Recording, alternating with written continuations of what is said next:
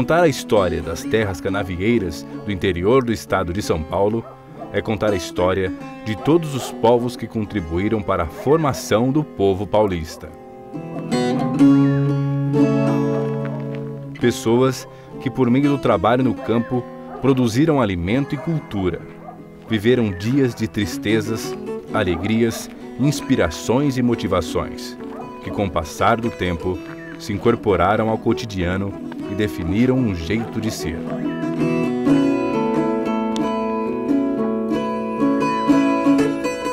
Falamos de uma cultura caipira, a paulistânia, definida pelo pesquisador Antônio Cândido, produto da mistura dos diversos povos que constituem a diversidade cultural do paulista. Neste espaço de trocas, o índio trouxe o milho, os frutos, o português, a fé e as festas, o negro, as crenças e a coragem, e por último, os imigrantes que trouxeram os sonhos. Nessas terras vermelhas, de café e de cana, os diversos atores teceram a rica e multicolorida cultura da região. Nós podemos situar que a região de Ribeirão Preto, que inclui hoje os territórios dos municípios de Pontal e Sertãozinho, foi colonizada, os pioneiros chegaram aqui na primeira metade do século XIX, por volta de 1850, e que essas primeiras ocupações de terra foram estabelecidas fazendas de gado e alguma agricultura de subsistência. A imigração, que começa a haver um fluxo migratório grande, da Europa principalmente, em direção às Américas. Brasil, Argentina, Estados Unidos foram países que receberam grandes contingentes populacionais. Você imagina uma fazenda que recebeu imigrantes de espanhóis, italianos, libaneses, e como que era essa rua, como era essa conversa, cada um falando um idioma. Então é um local de convivência, do repouso e também de troca cultural, de onde essas diferentes culturas, esses diferentes sotaques vão começar a se encontrar. E aqui no Engenho Central, que é uma fazenda montada pelo Francisco Schmidt para ser uma fazenda de cana, isso na época do café, 1906, nós estamos no auge do café, ele já tem essa visão de formar uma fazenda de plantação de cana, instala um engenho central que vai recolher a cana plantada em outras fazendas dele ou não, para ser processado aqui no engenho central, que é uma usina de fabricação de açúcar. E a colônia aqui no engenho central, então ela teve essa função também de ser um local de morada dos trabalhadores, tanto que lidavam com a cana, mas também com os operários que trabalhavam nas oficinas, na serralheria, cuidavam dos animais. Então aqui nós temos um encontro na colônia de dois tipos de perfil de profissionais, do campo e da indústria. Então assim, o operário é o trabalhador rural e o operário da máquina, da indústria.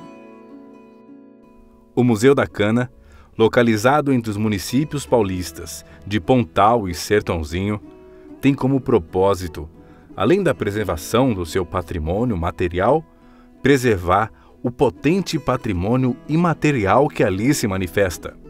Assim, mantém o complexo arquitetônico original, um rico acervo de máquinas e objetos, as áreas verdes com as matas remanescentes e as áreas das moradas dos antigos trabalhadores. Esse espaço, chamado de Antiga Colônia, por quase meio século foi morada dos trabalhadores da Fazenda Engenho Central. Neste espaço preservado, são estimuladas e difundidas as manifestações culturais ancestrais, tornando o Museu da Cana um museu vivo, alimentado pela efervescência cultural provocada por sua ação social. A antiga colônia do Engenho Central é hoje chamada de Vila do Engenho. Antes abrigavam os trabalhadores da usina Schmidt. Atualmente moram os trabalhadores do Museu da Cana e de pessoas que desejaram sair da área urbana e voltar para a área rural.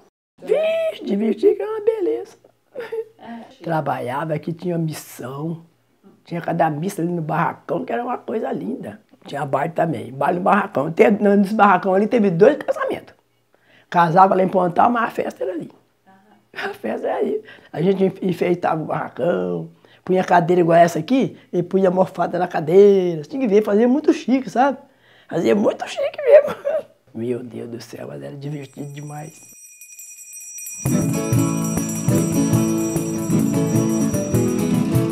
Ô de casa, abre a porta, nós entrar. Tamo aqui, vamos agora celebrar essa festa tão bonita da cultura popular. Ô de casa, abre a porta, nós entrar. Tamo aqui, vamos agora celebrar essa festa tão bonita da cultura popular.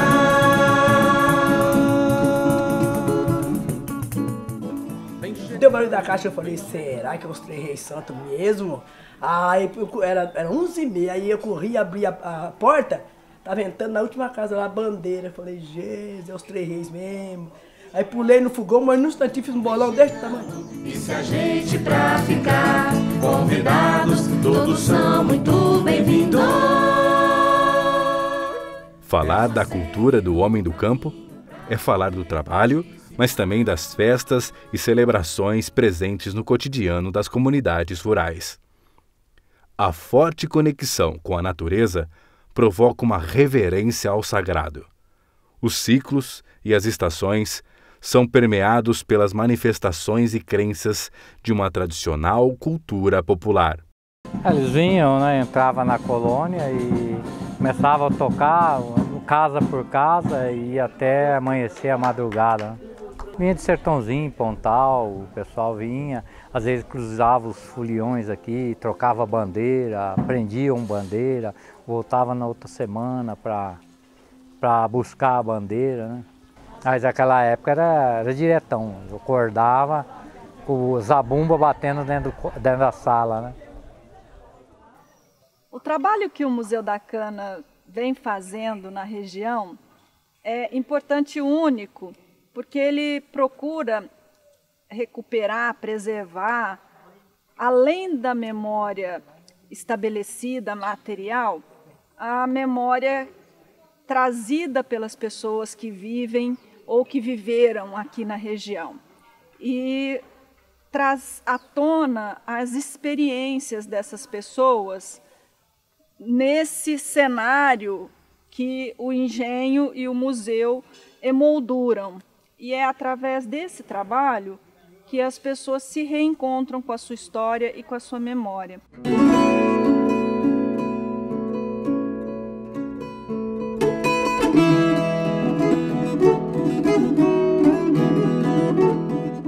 O que nós conhecemos hoje como culinária caipira, ela é o resultado do encontro de vários povos e tradições.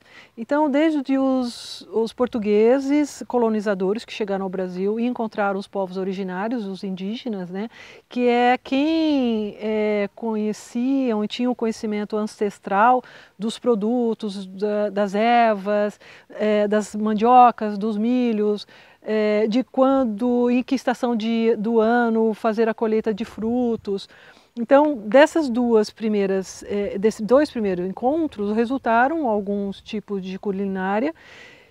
Posteriormente, com a chegada dos povos africanos, né, dos escravos, também novos modos de cozinhar, novos produtos também vão sendo acrescentados. E num período posterior, com a chegada dos imigrantes europeus, principalmente a partir da segunda metade do século XIX, e dos povos asiáticos, a partir principalmente do início do século XX, quando novos ingredientes vão sendo incorporados a essa culinária, que é o resultado, então, do encontro desses vários povos e saberes. Eu gosto de fazer arroz com feijão, a batata, um frango, né? Tem que ter macarronada com frango. Faço quentão há mais de 40 anos. O quentão cada litro de pinga vai 2 de água. O que eu faço, né? Agora tem gente que fala forte, né? Pura pinga, não dá para tomar. Acho que é pipoca, amendoim, o pé de moleque, né? Então, é o que nós costumávamos fazer, é isso. Agora o quentão todo mundo procura. Tem gente lá de Pontal que fala, eu vou lá só para tomar o quentão.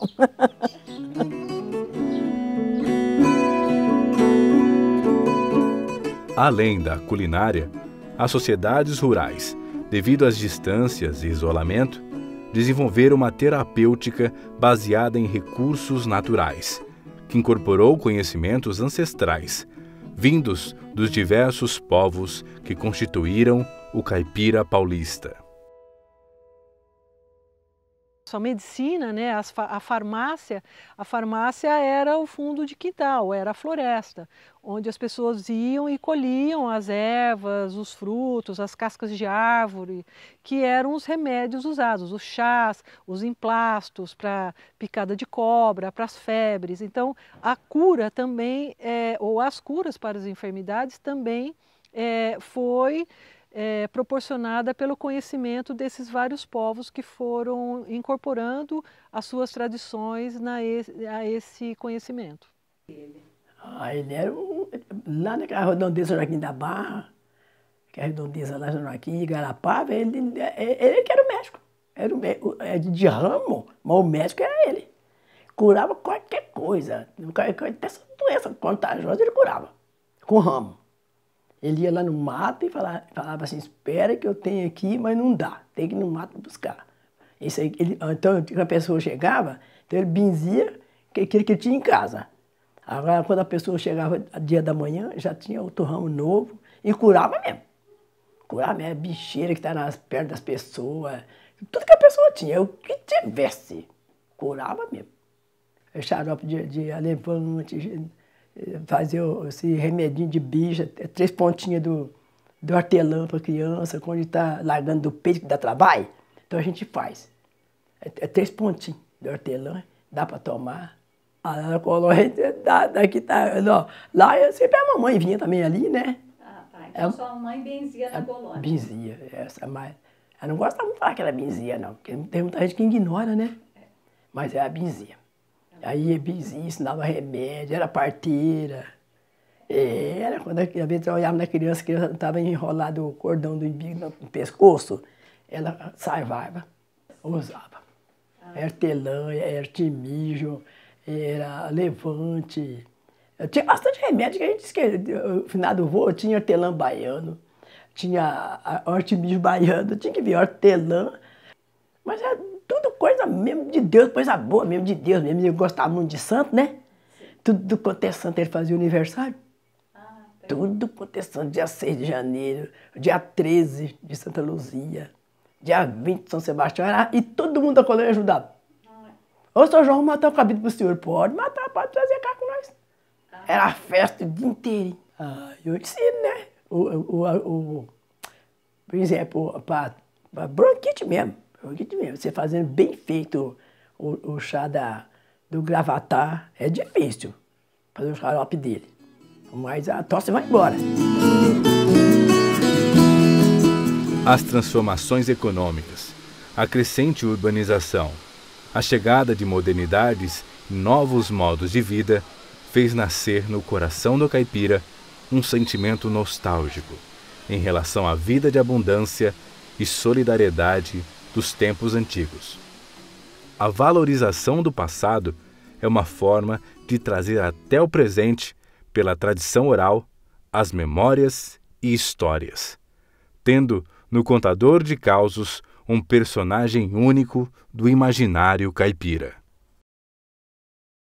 E aí então eu aprendi muito cedo me aventurar nessa história de como pegar saci.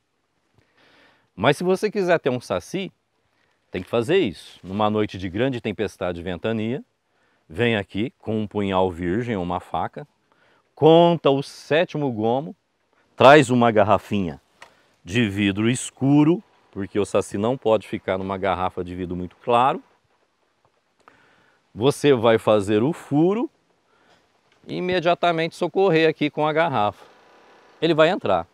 você fecha com uma rolha. Não precisa ter cruz na rolha nem nada, como dizem por aí. Porque o saci não é um bicho do mal. O saci, ele é um protetor da natureza. Ele vai te ensinar umas traquinagens, um monte de coisa gostosa para fazer, mas aí você tem que soltar, porque ele pertence à natureza. Muitas vezes as pessoas ficam perguntando, né? Como que a gente adquiriu esses conhecimentos? Eu já até disse, essa importância dessa tradição passada do povo lá de trás para a gente é questão histórica. Mas conversar, visitar lugares onde a gente pode encontrar resquícios de tudo aquilo que as pessoas conheciam lá no passado e que por talvez alguns esquecimentos ou também por falta de atenção, isso foi ficando para trás. Mas eu enveredo aí no campo de estar visitando antigas fazendas, visitando pessoas que ainda moram lá no meio rural, e aí através desses diálogos, dessas conversas, a gente vai registrando e recolhendo esses contos, esses causos, que às vezes estão lá dormindo, né, esquecido. E que para isso, para eles reviverem, para a gente trazer à tona, precisa desse diálogo. Então essa pesquisa de entrevistar, gravar, levar esse conhecimento, fazer essa troca de conhecimento da gente que está no meio acadêmico com as pessoas que trazem essa tradição da cultura oral é muito importante. O Museu da Cana foi fundado pelo Instituto Cultural Engenho Central e a partir de 2013 ele é inaugurado e tem como um dos compromissos preservar o patrimônio histórico, material e imaterial do Engenho Central. Um conjunto rico de acervo que traduzem as atividades de trabalho aqui realizadas, mas também as relações sociais, que eram as festas, o esporte, como o futebol, a bocha, e no seu acervo material, uma linha de produção completa da indústria açucareira do final do século XIX, que funcionou até meados de 1984. De lá para cá, esse edifício e os maquinários foram preservados, né, pararam de funcionar e foram preservados pela família Biagi, que em 2005 doa esse local para o Instituto Cultural Engenho Central justamente para criar o Museu da Cana. E o Museu da Cana, que foi construído para preservar e difundir a história da agricultura, da indústria e os modos sociais, ele tem um passado, né, tem uma visão nesse passado que nos remete a uma reflexão do que virá no futuro.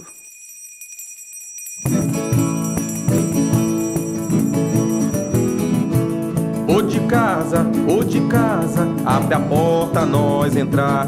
Tamo aqui, vamos agora celebrar. E cortava a cana ainda, hein, menino? Pelo amor de Deus, trabalhar igual não sei o quê. Ainda mais dia, parceiro. É bom festejar, né? A dona Aí nunca foi disso aí não, mas nós carregava ela assim mesmo. É, dona Aí? Dona Aí nunca foi. Não era muito de festa, não? Dona Aí. Dona Aí, e a dona Wanda demora para sair de casa? Vixe! Pode sentar e esperar. Vem chegando, e se ajeite pra ficar. Convidados, todos são muito bem-vindos. É só seguir o caminho pra poder participar. Vem chegando, vem chegando. A história da agricultura no mundo tem sido, nos últimos 50 anos, a história da transformação, impulsionada pela ciência e tecnologia. Até então, a ordem natural do nascer e pôr do sol foram determinantes no ritmo da produção agrícola e nos processos sociais.